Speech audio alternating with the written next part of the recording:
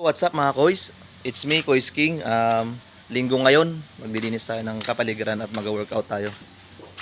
Samahan nyo ako.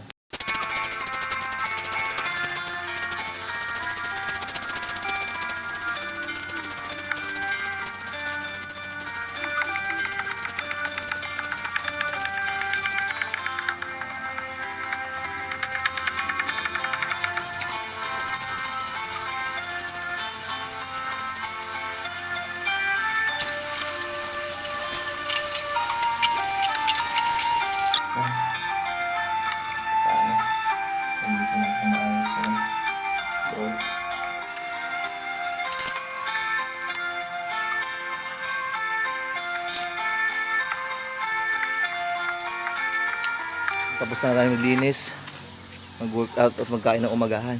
Yun lang po sa umaga.